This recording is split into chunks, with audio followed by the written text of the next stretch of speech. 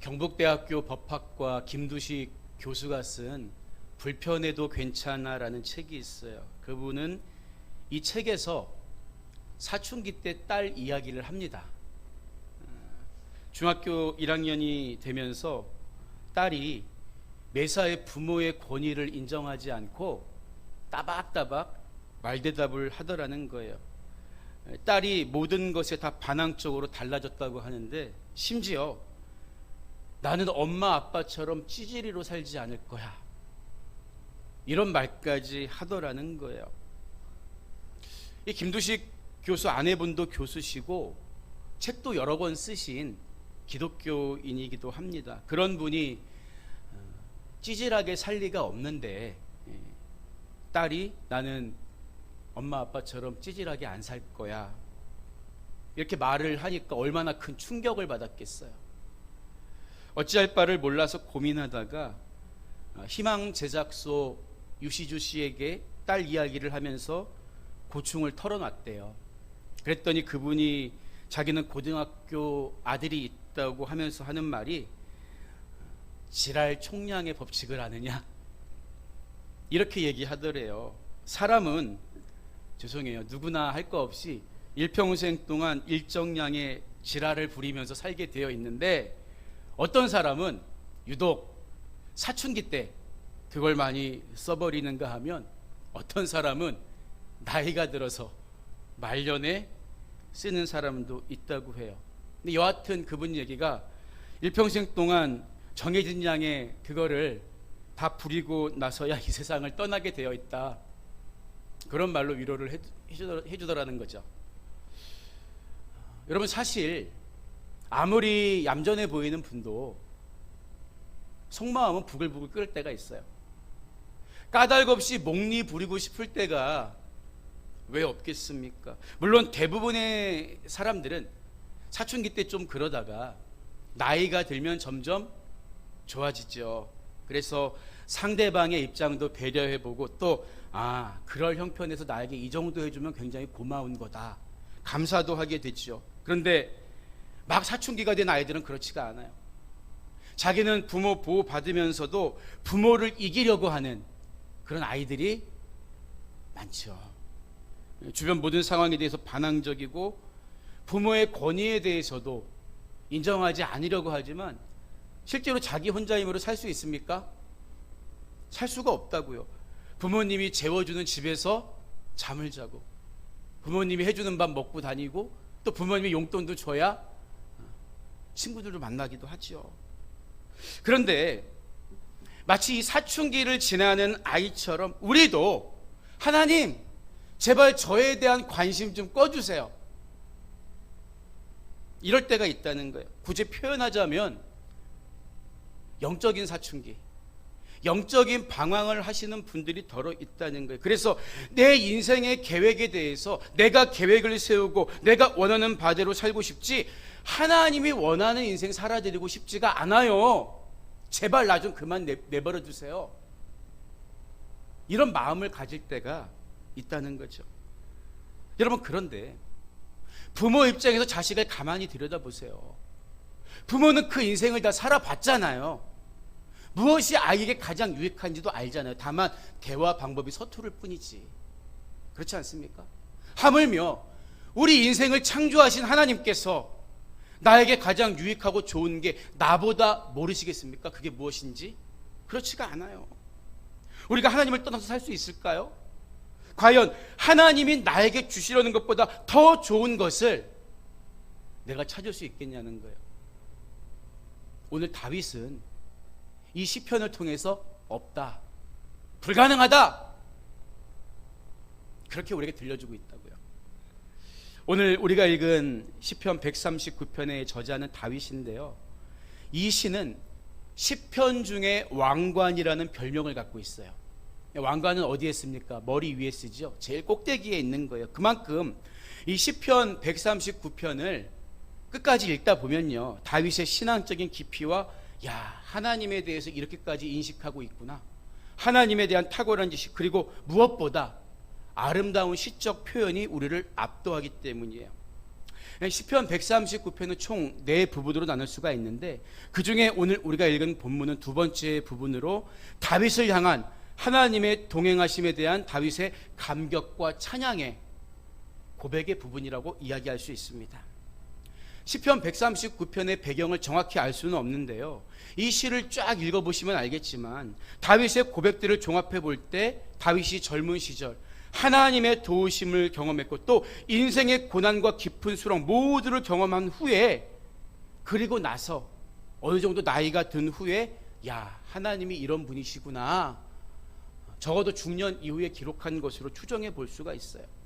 우리의 모든 것을 아시는 하나님은 계시지 않은 곳이 없으며 모든 일을 행하시고 마지막에는 우리의 심판자가 되신다. 이 4가지 부분으로 시편 139편을 쓰고 있는데, 바로 이것이 이 시편 139편에 흐르고 있는 하나님에 대한 다윗의 인식이라는 거예요. 모든 것을 아시고, 오늘 우리가 읽은 것처럼 어디에나 계시고, 모든 것을 행하시고, 마지막엔 모든 심판자가 되신다, 주관자가 되신다. 하나님이 하늘 높은 곳에 계신데도 가장 낮은 곳에 위치한 다윗의 일거수일투족을 다 알고 계시는 이유가 뭐예요?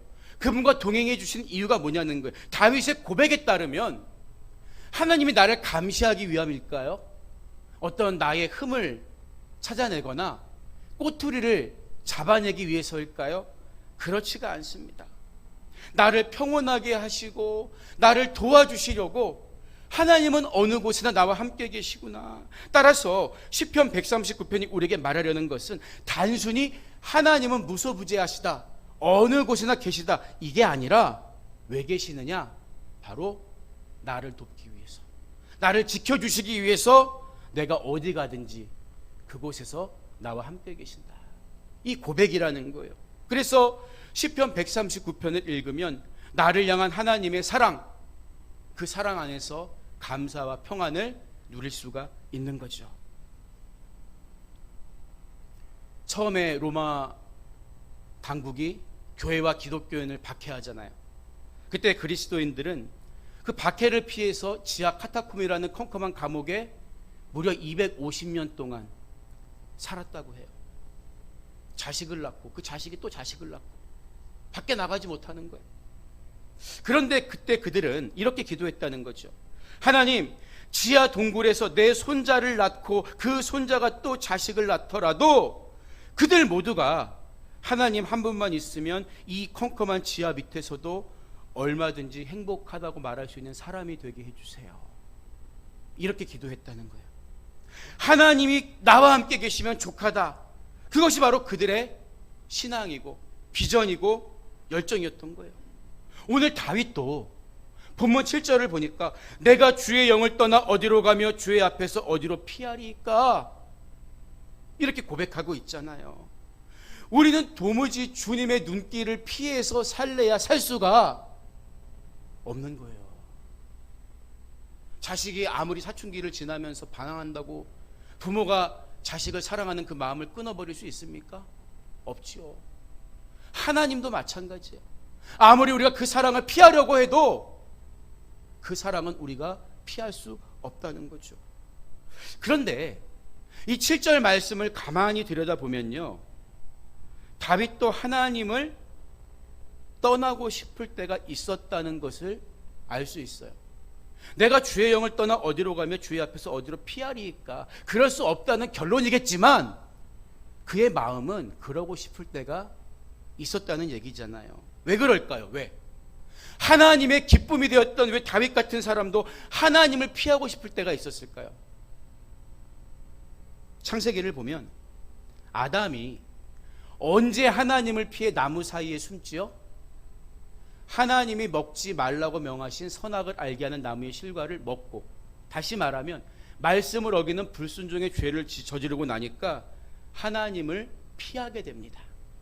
여러분, 죄는 하나님과 전혀 상관이 없어요.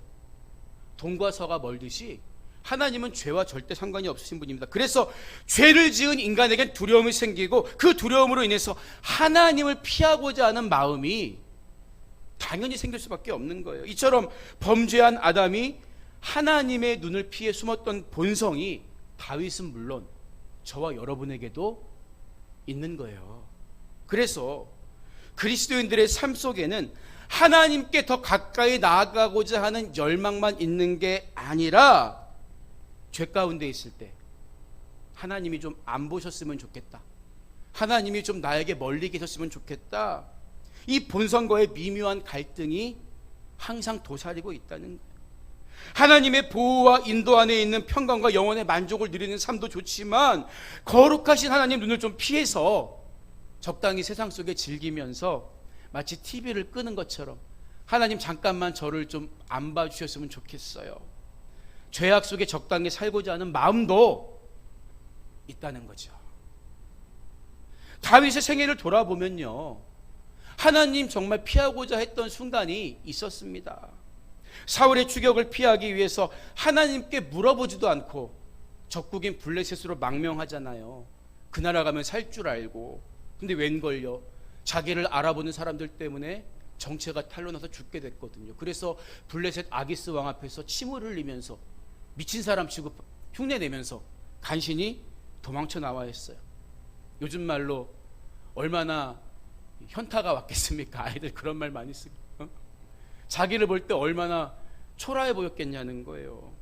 더 심각하게 밧세바를 연모해서 불륜을 저지르고 남편인 우리아를 전쟁터에 보내 고립시켜 죽게 했던 추악한 범죄의 순간, 그런 순간 다윗의 마음은 하나님 떠나고 싶었을 거예요.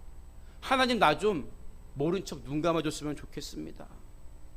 우리도 다윗처럼 죄를 저지르는 그 순간만큼은 하나님 그 자리에 좀 안 계셨으면 좋겠다고, 하나님 나를 좀 피해 가셨으면 좋겠다고 그렇게 생각할 때가 있잖아요. 여러분, 그래서 다윗의 이 고백이 놀라운 거예요. 7절의 고백이, 다윗이 뭐라고 고백합니까? 하나님은 영이시라는 거예요. 영이 눈에 보입니까? 눈에 보이지 않아요. 우리는 눈에 보이는 사람들의 시선을 굉장히 의식하는데 눈에 보이지 않는 영이신 하나님의 시선은 의식하지 않고 죄를 저지를 때가 많단 말입니다. 그런데 다윗은 하나님은 영이시기 때문에 내가 절대로 그분 앞에서 달아나거나 피할 수 없다, 영이신 하나님의 실제적 권위를 인정하는 고백을 했다는 거예요. 이게 왜 놀라운 고백이냐면요, 당시 사람들은 눈에 보이는 하나님을 하나님으로 여겼어요. 그래서 우상들의 신상을 많이 만들었잖아요. 이스라엘 백성들이 광야에서 금송아지 만든 이유가 뭡니까? 아무리 하나님이 출애굽기 20장 4절에서 너를 위하여 새긴 우상을 만들지 말고 또 위로 하늘에 있는 것이나 아래로 땅에 있는 것이나 땅 아래 물속에 있는 것에 어떤 형상도 만들지 말아라, 이렇게 계명을 주셨어도 내 눈에 보이는 신이어야 내가 안심하고 믿음이 간다는 인간의 타락한 본성이 있었다는 거예요. 그래서 이스라엘 백성들조차도 금송아지를 만들어 놓고 이게 하나님이다 숭배했던 것 아닙니까? 여러분, 그렇지만 하나님은 영이시라는 거예요. 영이시기 때문에 눈에 보이지 않아도 어느 곳에든지 하나님은 공간을 초월해서 나와 함께 계신다는 거예요. 이런 마음 때문에 본문 8절을 보면 다윗은 내가 하늘에 올라갈지라도 거기 계시며 스올에 내 자리를 펼지라도 거기 계시나이다. 하나님은 내가 죄를 저지르고 추악한 그 순간에도, 내가 하늘 끝에 있는 순간에도, 땅 아래 스올에 있는 순간에도 나와 함께 계시는 분이다, 이런 고백을 한 거죠. 이런 하나님에 대한 정확한 인식을 다윗은 가지고 있었던 거예요. 그런데 성경을 보면 하늘과 비교되는 장소는 대부분 땅입니다. 우리도 하늘만큼 땅만큼 이런 표현을 쓰잖아요. 마찬가지예요. 유대인들도 비슷해요. 그런데 이 본문에서는 땅보다 더 아래에 있는, 땅 속에 있다고 히브리인들이 믿고 있었던 음부를 의미하는 스올이라는 단어가 사용되었어요. 이스라엘 사람들에게 스올은요, 그냥 땅 아래 어떤 공간 정도가 아니라 하나님의 도움과 은혜에서 완전히 떨어져 나간 저주받은 장소로 인식되는 곳이었습니다. 그래서 영어 성경 킹 제임스 버전을 보면요, 스올에 내 자리를 펼치더라도 이 구절이 If I make my bed in hell 이렇게 번역되어 있어요. 어떻게 보면 이게 더 정확한 번역이에요. 스올보다 지옥이라는 말이. 그래서 우리에게 좀 더 쉽게 와닿게 표현하자면, 다윗은 지금 내가 지금 지옥의 제일 밑바닥 자리에 자리 펴고 있을 때에도 하나님은 나와 함께 계시는 분이다. 가슴에 와닿습니까? 이 정도로 우리가 하나님을 피할 수 없다는 거예요. 물론 이것은 if로 시작하는 가정법일 뿐이에요. 가정법. 내가 실제 지옥에 있는데 하나님이 계신다는 말이 아니라, 내가 지옥에 있을지라도 하나님은 나와 함께 계신다. 담대한 표현이죠. 여러분, 지옥은 하나님이 인간을 버리기 전에 인간이 먼저 하나님을 버린 사람들, 그 사람들이 머무는 곳이죠. 실제 지옥은 하나님이 계시지 않습니다. 그런데 어떻게 다윗은 내가 지옥에 있더라도, 스올에 있더라도 하나님은 그곳에서도 나와 함께 계신다고 담대하게 고백할 수 있었을까요? 사실 다윗은 영안이 열려서 하나님 보좌 우편에 계신 그리스도를 성령의 감동 가운데 눈으로 본 사람이에요. 놀라운 체험을 한 사람입니다.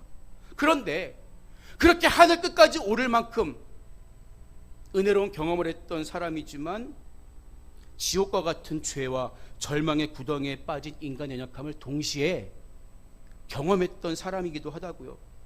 그럼에도 불구하고 그 자리에 내가 있을지라도 하나님은 절대 나를 버리지 않아, 절대 나를 떠나지 않으셔, 이렇게 확신할 수 있었던 이유가 뭘까요? 자신이 하나님을 사랑하는 만큼 하나님도 나를 포기하지 않고 사랑하신다, 이 믿음이 분명했기 때문입니다. 어떤 사람이 꿈을 꿨어요.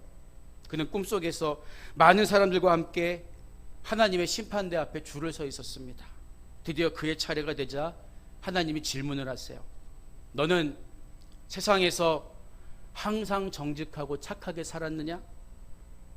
근데 자신이 없어요. 그래서 아니요, 항상 착하게 살지 못했습니다. 대답하죠. 하나님이 또 질문을 하십니다. 그러면 너는 항상 이웃을 사랑하고 그들을 돌봐주었니?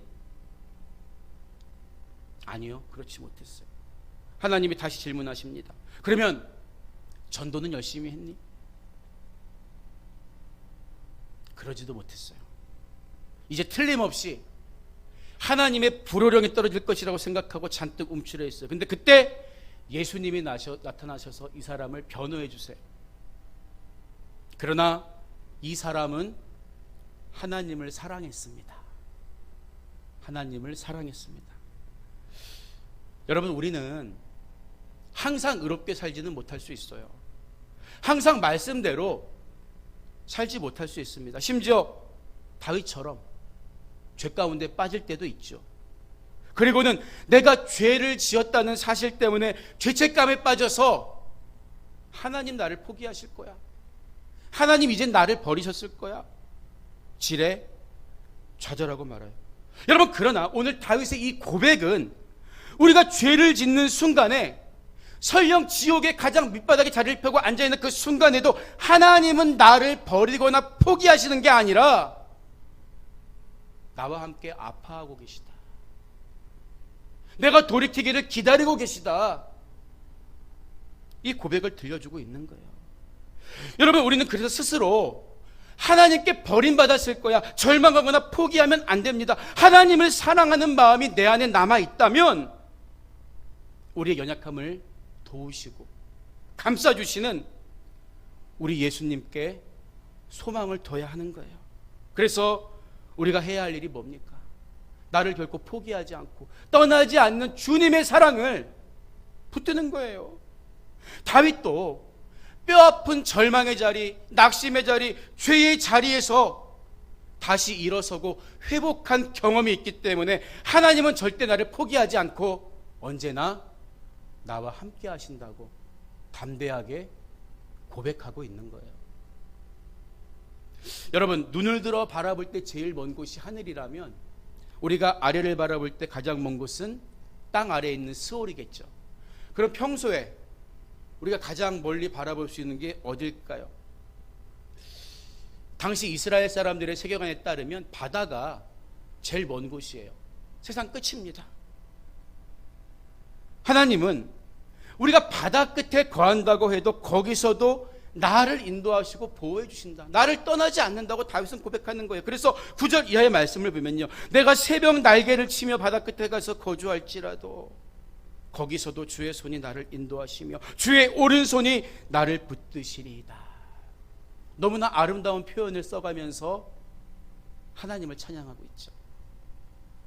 여기서 새벽 날개를 치며 라는 표현은 뭘까요? 다윗이 어떤 날아가는 새와 같다 이런 표현일까요?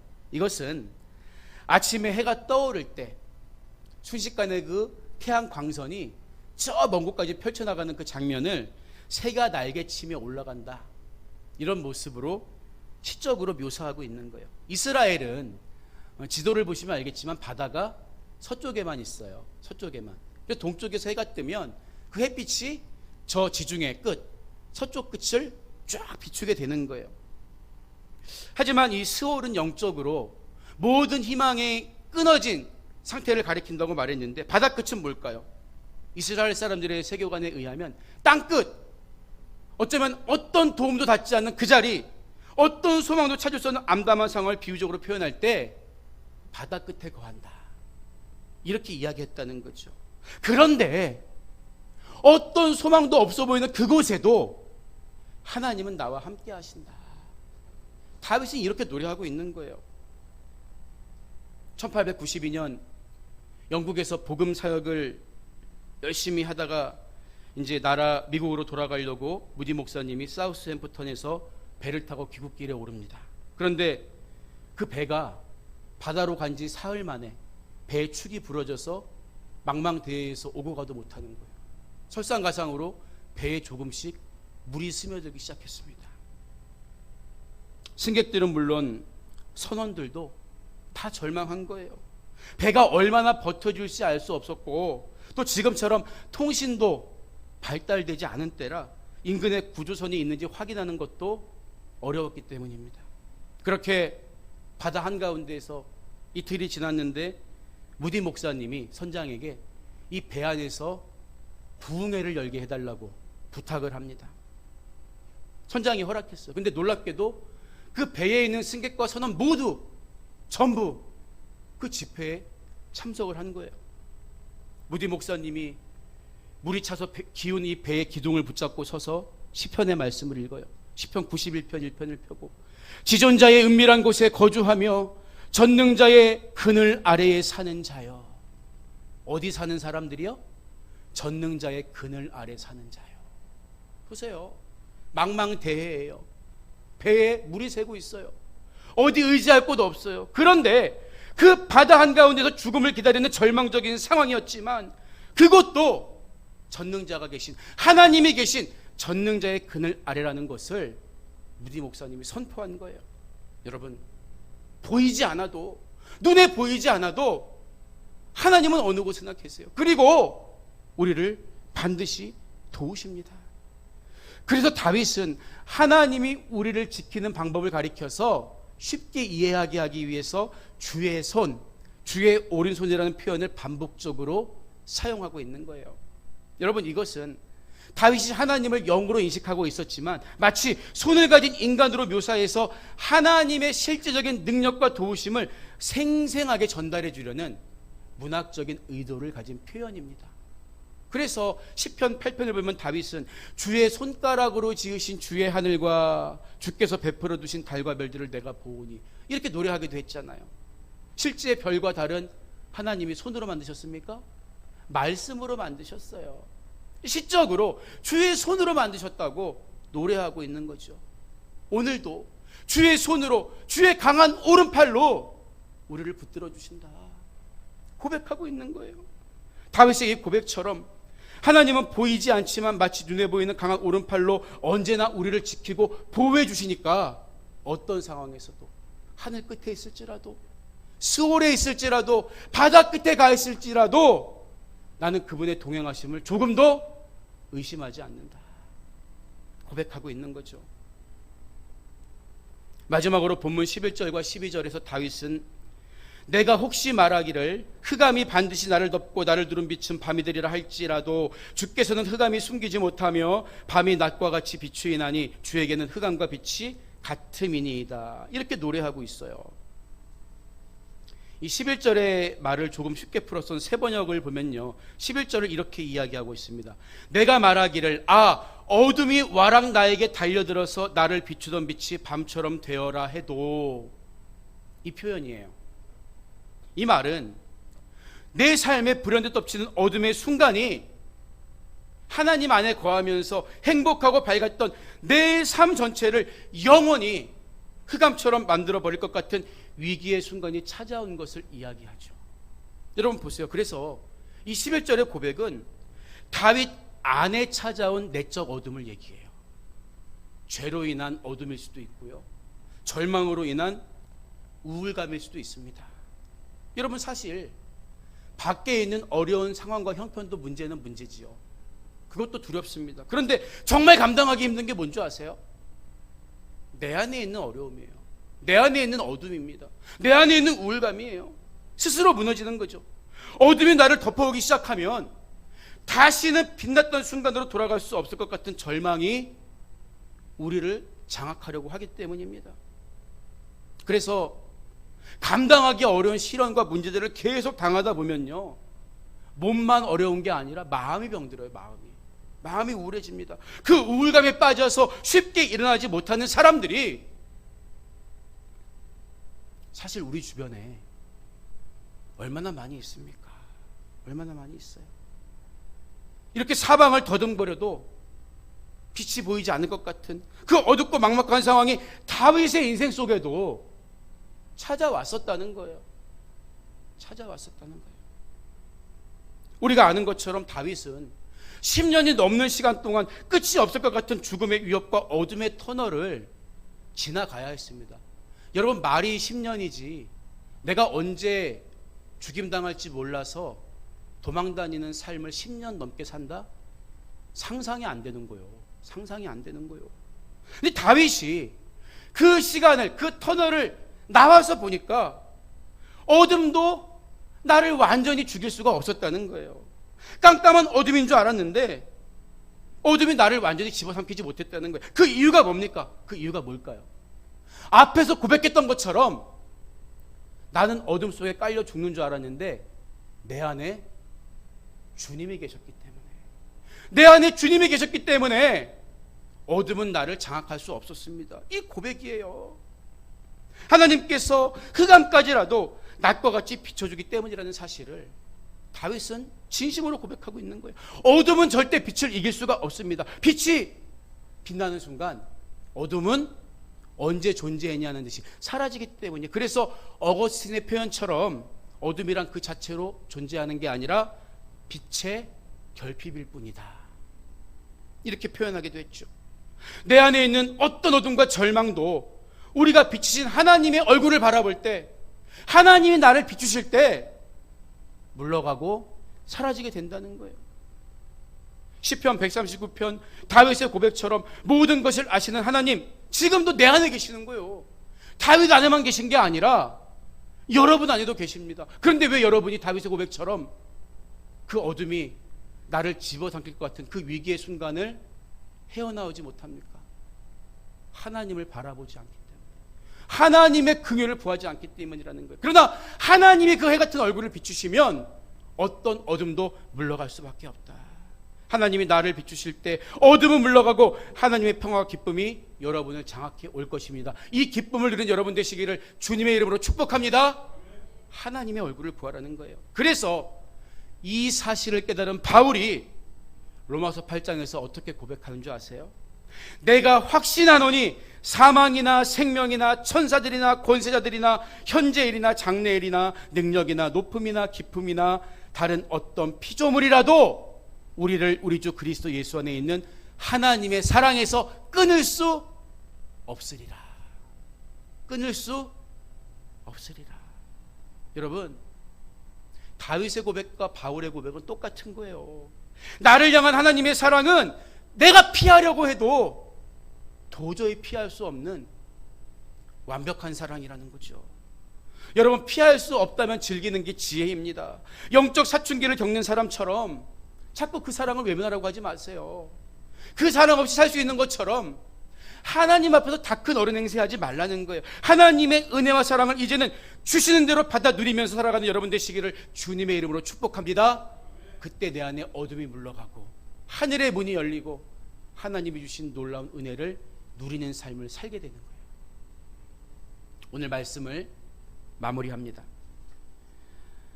미국의 샌프란시스코에 있는 금문교, 여러분 사진으로 한 번쯤 보셨죠?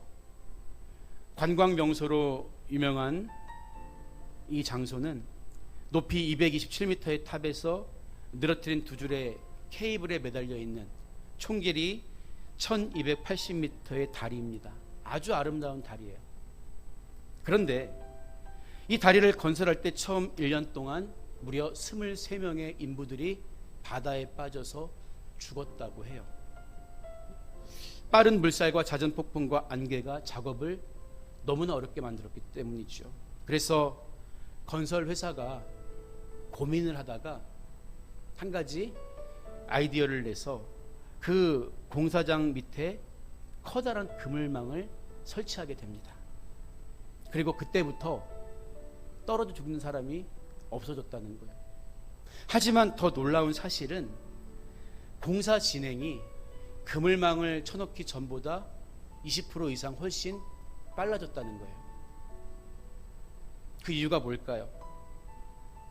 떨어져도 죽지 않는다는 생각이 인부들의 마음에 자신감을 심어줬기 때문이에요. 여러분, 생명의 위협 앞에서, 세상이 주는 문제 앞에서 움츠려드는 것이 우리의 본성입니다. 이 세상에는 우리의 생명과 평안과 안정과 건강을 위협하는 것이 너무나 많아요. 그런데 이런 위협으로부터 우리가 죽지 않는다는 확실한 증거를 받을 수 있다면, 약속을 받을 수 있다면 우리 삶이 얼마나 담대해지겠습니까? 성경을 보면요, 우리에게 이 약속을 주시는 분이 있어요. 예수님은요, 나는 포도나무요 너희는 가지라. 그가 내 안에, 내가 그 안에 거하면 사람이 열매를 많이 맺나니 나를 떠나서는 너희가 아무것도 할 수 없습니다. 나의 안에 거하면 된다고, 나의 안에 거하기만 하면 된다고 우리를 불러주신다는 거죠. 여러분, 오늘 다윗의 이 고백처럼 하나님이 어느 곳에든지 나와 함께 계시고 그 사랑을 피할 수가 없다면 우리가 그분 안에 거하는 게 왜 어려운 일이겠습니까? 어렵지가 않아요. 우리가 주님 안에 거하면서 살 때 하늘의 문이 열리고 우리에게 하나님의 은혜가 주어지는 것입니다. 이제는 피할 수 없는 하나님의 사랑을 온몸으로 받아 누리면서 귀하고 복된 삶을 살아가는 여러분과 여러분의 가정이 되시기를 주님의 이름으로 간절히 축복합니다.